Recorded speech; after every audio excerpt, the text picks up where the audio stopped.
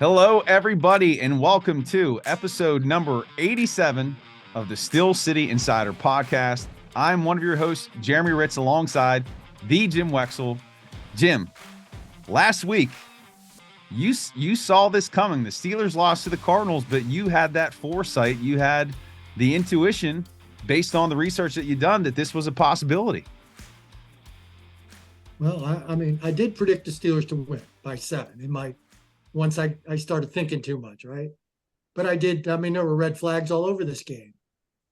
And it's just like the Texans game. After 2 road division games and New England Thursday night, absolutely. A 2-10 team, absolutely. And then, Arizona had their quarterback back, and they're now 2-2 with their quarterback. So maybe they're not that bad. Maybe they're not 2-10 bad. Yeah. And, James Conner has a lot of heart, and injuries happen. And it's funny how the standard is the standard until 3 linebackers go down. And then Mike Tomlin saying, we had some real communication issues without Landon Roberts. And it's like, hey, Mike, what about the standard? Isn't the guy off the practice squad supposed to know? So, there were problems. I'm not ready to fire the coach. I know nobody wants to hear that. It'll be in the comments section. Everybody will be ripping Tomlin, ripping me for not ripping Tomlin. I'm sorry I can't act how you want me to act, but go ahead, Jeremy. You have any Tomlin questions? Well, let's just kind of recap here. So the Steelers do lose 24-10 to the Cardinals. They're prepping for another 2-10 team this Thursday. Quick turnaround, not a lot of time to lick their wounds. They've got to get prepared, especially with the injuries here at several key positions. Specifically, the quarterback position. Kenny Pickett had surgery, but there's a lot to talk about here. Jim, let's start. Let's recap the Cardinals game. What went wrong? Because not much went right, and I think probably the turning point in this game we talked about before we came on air. It was the 4th and 1 that the Steelers had an opportunity to score, take the lead, but then they give up the 99-yard drive. Was that was that the moment that really changed the complexion of this game? Well, yeah. The 4th and 1 call, shotgun, hand off to Najee, the slow guy starting without, a running start. He got the handoff flat-footed. And, that's how the play was designed. I'm not criticizing Najee there. He is the second best back on the team. So you're giving it to the second best back on the team. 4th and 1. And you're in shotgun. I asked Eddie Faulkner today, what's the advantage of giving a downhill runner like Najee Harris a handoff out of shotgun on 4th and 1? And he said, we've got to make 1 yard.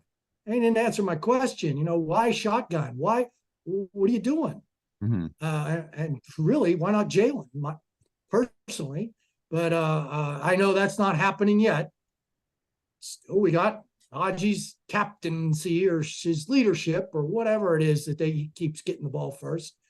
And so he got stuffed, of course. That play was doomed. You could see it was doomed from the start as soon as they got in a shotgun.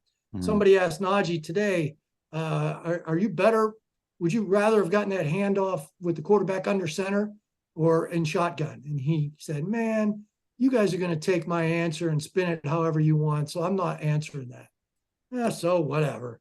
Okay, he had a chance to look in the camera and answer it himself, but I guess that would be dissension. I thought it was a crappy call, and then I didn't think the risk was crappy. I thought the defense would stop a very ordinary Cardinals offense, but they didn't. So I was wrong on the risk. I just didn't like the play. Yeah, and Pickett went out the play prior. That's where he aggravated his ankle, and we'll talk about his injury here in a second. Well, let's just talk about he'll be back 3 to 4 weeks. 3 to 4 weeks, yeah. So now in comes Mitch Trubisky. Mitch Trubisky. Yes. Now on that play, they're in shotgun. They ran Harris out of there. Your question is great. Why didn't Warren get the carry, or why not just sneak the quarterback? Now I know that Trubisky's coming in cold off the bench, but you would think that that'd be a higher probability opportunity rather than running, as you said, the slow second best back. It was a full yard. I don't think a sneak was in order. I thought it was poorly spotted. I thought Kenny had it snug right up against the goal line. And then maybe it's a quarterback sneak scenario, especially if Kenny's in, because Kenny's good with sneaks. But so anyway, moving on. 4th and 1, lost to the Cardinals. Well, but it was a flat spot. It really was. I mean, the red flags were all there, and this is not that good of a team. And people want to. I read one column that said people are delusional, thinking the Steelers are a good team. And by the way, it was only a 5.5-point favorite over a 2-10 team. Right. So the people aren't delusional. The people set the line. It was 5.5, got up to 6.5 on game day. Mm-hmm. Nobody thinks that the Steelers are some big powerhouse team. They're overachieving. They've been overachieving all season. People want to call this the greatest loss ever. There were 15 losses in the Tomlin era of 7 points or more. Underdogs is 7 points or more. Home field is taken into that. 6 of those games were at home. They were 15-point favorites over the Raiders one year. It wasn't that big of a loss. It was 5.5 to 6.5-point favorite. Right. It's ugly because they were 2-10, but the Cardinals had their quarterback back, and they're now 2-2 with their quarterback. And I see how the Steelers do without their quarterback. Yeah, and I think too, to evaluate a loss and say it's one of the worst losses in team history, I think you have to have an expectation for the team that they're going to make a Super Bowl run or a strong playoff run. This team is not going to make a strong playoff run. Now, they're more than likely going to get in if they're able to win a few more games, but I think it's quite the exaggeration to say this is one of the worst losses when this team is just fighting to get in and get a postseason berth. Well, hey, I'm not ruling them out for making a playoff run. We're making a strong run. It could get better. They didn't get better last week. It was a flat spot. We should see them. We should see much better performance this week. Mm-hmm. And, as far as Deontay Johnson today saying we didn't, what did he say? He said that he felt like they took the team lightly. They took the Cardinals lightly a bit. Yeah, well, maybe he did. Maybe he shouldn't have. I mean, what is this supposed to be, the coaches? Personally, I would have been all over those guys all week because I've dreaded the flat spot. So I would have turned up my intensity as a coach, would have gotten all uptight, would have gotten a team that's playing decently all uptight. Maybe I would have screwed it all up. Tomlin doesn't play that way, and sometimes it bites him. I think he ought to turn it up sometimes because after losses, you see him in practice today, and tomorrow I won't be able to see him. It'll be today was a walkthrough. Mm-hmm. There's communication. There's people hopping too. There's coaches barking. They could come off a win over Cincinnati, 2 road teams. They got a 2-10 team coming up. Yeah, it was a little, I used the word frivolity on another podcast. It wasn't frivolous, but it wasn't the barking, the discipline, the hop to that I like after a loss, which is how I would have turned it up this week just to make sure they beat the Cardinals, because that was an important game, getting an important win. And I would have smelled the flat spot coming, and I would have turned it up as a coach. He didn't, but the players can't be looking at the coach. I mean, it's the players. Deontay Johnson can't be looking around saying, we did this, we did that. I mean, I don't know that anybody's really all excited about anything Deontay Johnson has to say at this point. So, I mean, everybody's got to look in the mirror. Yeah. Yeah. And, he is slowly, I don't want to say wearing out his welcome after the contract extension that he signed, but he's not earning himself any Man of the Year award recognition, or what is it, the chief award for the press's player who he always talks to us. That's not a problem. Yeah. But I mean, the last year's chief award winners should be seriously being considered getting yanked. Mason Cole. Yeah. He's a nice guy. I mean, I see Mason, I like it, but man, those shotgun snaps. You heard what Roethlisberger said about the fumbled snap. It was a screen pass. For one, the center is preoccupied. The center's got to do something right after the snap. So Roethlisberger said that's when bad snaps happen. Yeah. 2, the quarterback is got too much to look at, especially with the blitz coming, and he's trying to look through the ball, is what Ben said. And sometimes you don't even look down. You hate to look down for it then you take your eyes off the game, off the field. And Roethlisberger said it was a screen pass, so that pressure was even coming faster. Mm-hmm. So it was all those things went into that fumble, and then the poor snaps. There were poor snaps throughout. 3rd and 2, things like that. Just hurt the timing. Yeah. And so there's your Rooney award. That doesn't. I remember Ryan Clark won the Rooney Award one year, and he got up in the media room and blasted us all. He said, "When I was in Washington, they gave this award to the guy who was on his way out. I better not be on my way out." He ripped us, man. Ryan was different. Yeah. But he did win the Rooney Award for best interview, and it doesn't have to be the nicest guy. Mm-hmm. Best interviews sometimes come from your saltiest dudes. So. Yeah, he was a beast. Now, referring to those snaps and that fumble, that was probably the second pivotal point in the game. That's when Mitch Trubisky was in there. And let's talk about that for a moment here. Trubisky has played earlier this season when Pickett was injured. Now he's coming in again. He's going to get the start here Thursday night. How does it change the complexion of this offense, or does it not change it at all? And what should we anticipate? Oh, I don't know that it changes anything, except you have to worry about interceptions now. I mean, maybe you can run more with him, plan, designed runs. Other than that, and I don't know that it's that big of a fall off. I'd rather see Kenny, but I don't know that this is such a fall off. So I don't see a big difference. Okay. And then the surgery that Pickett had, the tightrope surgery, is what I read. It seems like something that players are able to come back, and you'd said 3 to 4 weeks. Start 3 to 4 weeks. Do you see any lingering effects or impacts from the surgery? Have you heard I'm not anybody? a doctor, dude. You look like one with the sharp jacket. Do I see lingering effects happening in 4 weeks? Yeah, I mean, I don't know. Maybe. We'll watch, and then I'll tell you. Dr. Wexell. The doctor is in.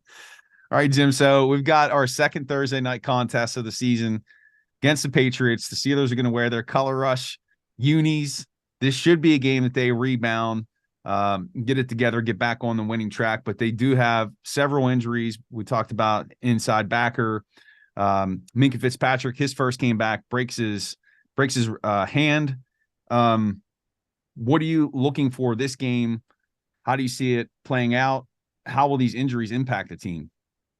Well, let's start with the inside linebackers. We don't even know who's playing it yet. Landon Roberts took part in the walkthrough today, but it was just a walkthrough. And he said, "I'm questionable." And just reading between the lines with the Landon, I don't know if he's feeling good about it. Mm-hmm. That's my hunch, is that he's not feeling good about it. Now, I don't know whether he can take a shot or anything like that on game day. But he was out there today with Blake Martinez and Miles Jack.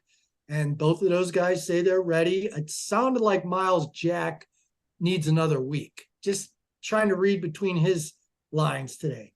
Blake Martinez, I would look for him, number 40. It's funny, is Miles Jack's number 16. He said, "How'd you get stuck with 16? He goes, "Man, I'm going to make this number cool for linebackers. That's what I want to do." he don't know how he got 16, but that's what he got. And so, but Blake Martinez, number 40, I think he's more ready. He's been here a little longer, and he says he's in shape because he was on the Panthers practice squad this year. He says he's in shape, even though both of those guys retired last year. Yeah. So they're back. And Blake Martinez said it's like riding a bike for the first time. I'm like, Miles Jack said it's like getting on a bike, riding a bike again, right? That's the same. Once you learn how, but once you do it the first time, then you learn how. Yeah. Blake Martinez said it's like getting on a bike for the first time. So I don't know what that means. He's from Stanford, so he's a pretty smart guy. And Cam Hayward today said that the play calling is very complicated. And so I said that to Blake Martinez. He goes, "It is no more complicated than the other teams I've been with. A lot of the concepts are the same. A lot of it's the same." And he explained his studying process. He's gone through, he writes the formations out blind. He stays up late at night. real student, a real Mhm. student in the game. But he doesn't sound like he's ready to do the play calling, because he said, TJ Watt needs something different than Alex Highsmith, and it is complicated. Yeah. But I mean, as hard as he's studying, he could get it right. But if Landon doesn't play, then somebody's got to do it. Somebody's got to do it. Yeah. I don't know if Michael Walker can do it. Apparently, they weren't real happy with him after last week. Michael took accountability for the Trey McBride catches and that 99-yard drive. He said, put it all on me. I admire his character, but I wonder how bad he really was playing, Yeah. So, And Mark Robinson, he looked terrible. Nick Herbig is my guy. But and that's nobody not wants gonna to hear happen. about it. Yeah. It's funny. Somebody told me, because I asked Terrell Austin, I said, Terrell, do you remember Chad Brown? He goes, oh, yeah. I go, he moved from edge rusher to middle linebacker, inside linebacker in the middle of his rookie season. I said, why can't Nick Herbig do that? Because, I saw Nick do coverage drills in training camp. He was their best downfield cover guy. Yeah. And the way he comes off the ball, I mean, his last sack was like he came from an off the ball linebacker spot. Yeah. And he covered ground, man. He was sudden. I think he'd be a natural inside linebacker, just like Chad Brown was. And then Chad Brown moved back outside and he made his fortune there. And Nick Herbig's the same size, but faster. I don't know if he's quicker. Chad Brown was so slithery quick. I don't know if I want to say it, but I mean, Nick Herbig has a better 40 time by 0.2 of a second than Chad Brown had coming up. So I like Nick Herbig, and Terrell Austin said he doesn't want to do that to Nick. That's asking a lot. We've got guys in the room, blah, blah, blah. We've got guys in the room. Yeah. I mean, necessity is the mother of invention, right? Yes, it's been a common theme here on the show. So call Mrs. Necessity up and tell her about Nick Herbig. I said to Nick, he's like, no, we got guys that can do this. I said, Nick, I know you can do this. He goes, I know I can do it too, but I do what they want me to do. Yeah. Yep. So I would love to see that, but it's getting too late. Oh, I know what I was going to say. Someone Pursuit told me, said, hey, after I asked Terrell Austin, he comes up to me and goes, hey, go back about 3 weeks. And one of us asked Terrell Austin about moving Nick Herbig to inside linebacker. And he said something like, oh, we'd have to go through like 3 injuries before that happened. So I went and looked it up. It was close to that, something like that. Yeah. Okay. Now, what about it? Yeah. Yeah. There's no excuse at this point, right? Well, everybody says we need him as a backup outside guy. I thought that's what they have Marcus Golden for. Yeah. Hey, man, I don't know. Nick Herbig, kid's a ball player. Get him on the field. Let's go. And just real fast, TJ Watt, his injury, I guess it's not going to be a factor. He's going to play Thursday. No, nobody's saying anything about the injury. Yeah. They're just saying, he's not even on the injury list. Which is bizarre, when considering how he looked on the field this past Sunday, but I'll take it. I want him on the field. So that brings us Thursday night, Patriots. The team has 5 more contests left to go here. After this week, they go to the Colts, then the Bengals at home, and then they're going to finish up with 2 away games at the Seahawks, at the Ravens. So everything is still in front of this team to make it to the postseason. And I know that there are some people out there saying, oh, why? Who cares if they make it? They're just going to get trounced in the first round, but still an opportunity. How do you see this Thursday night playing out against the Bailey Zappi-led New England Patriots? Is Bailey Zappi leading the club? He is getting the start. Is he? Okay. Yeah. Well, 6'1.5", the little guy out of Western Kentucky. He didn't score any points last week, got sacked 5 times. So the Steelers have a chance. And, I'm glad you didn't lump 3 games together like you did last week when you mushed this club by looking past the Cardinals. And I warned you not to. It was my fault. You did. You and Deontay Johnson were slacking all week, weren't you? I just want to take responsibility and apologize to Steelers Nation out there, for not trying for that fumble. Yeah. That was a fumble on your part. It was. But, they're, as I always say, they're much better in the second of back-to-back home games. They got their color rush. This is the game, obviously. Let's assume they were looking past Arizona to New England. We as Steelers followers have seen this so many times, even when the Steelers stink, even when they're have down years, even when Duck Hodges is the quarterback, Mason Rudolph's the quarterback, and they have they're shambles of what they had been. They go to some of these away places who hate the Steelers because of all their success over the years, and they act like Ben Roethlisberger and Le'Veon Bell and Antonio Brown are playing, and they just take it out on the Steelers. And I think that's what's going to happen with New England. I think this organization despises New England, wants to beat them really badly. They don't care that Tom Brady's not there. Belichick's still there. So this is time. Retribution. And it's the second of back-to-back home games. I expect a much more intense effort, especially after the embarrassment. Now, the Patriots are a much better defense than the Cardinals. And hey, you would rather see a soft defense than a bad offense, because even a bad offense can outscore the Steelers, right?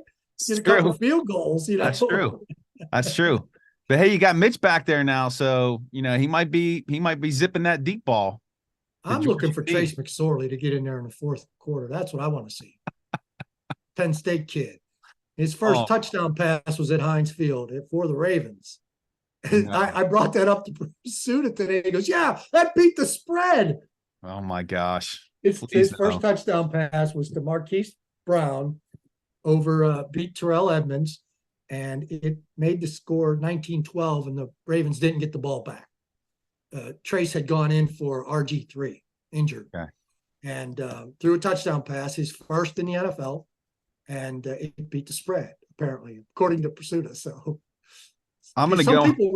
Some people remember certain touchdowns. Yeah. Well, I'm going to go on record to say if Trace McSorley goes into this game on Thursday and throws a touchdown pass, I'm going to shave my head. I mean, I don't have much hair to begin with. I'm going to shave my head for next week. Yeah, for next week's episode. So there we go. McSorley gets in, throws the TD. The hair comes off for episode 88. All right, man. I think that's perfect spot to end it. That's going to do it for episode number 87. We appreciate your support of the Still City Insider podcast. Please make sure to like, subscribe, share with your family and friends. Drop us a comment. Jim, anything you want to give a shout out to or plug? No, let's send the people home. All right, we're going to send you off. They've suffered enough. You've suffered enough. We will see you back here next week, hopefully, to discuss a Steelers victory. Until then, have a great week, a great weekend, and we'll see you back here for episode number 88 of the Still City Insider podcast. Take care, everyone. See you, Jim. All right, Jeremy. Take care.